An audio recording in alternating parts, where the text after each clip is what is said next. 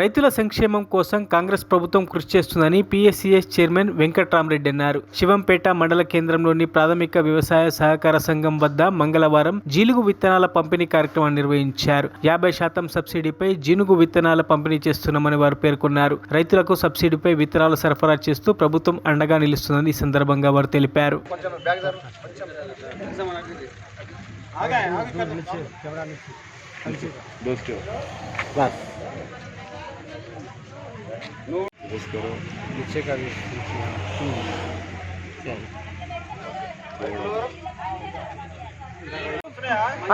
Video వచ్చింది, సంతులు వచ్చినాయి, board కూడా పడదు మీది.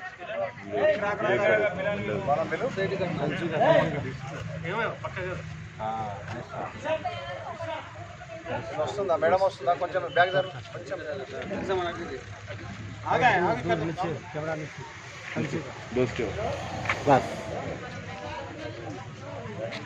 మరిన్ని అప్డేట్స్ కోసం మా ఛానల్ని సబ్స్క్రైబ్ చేయండి.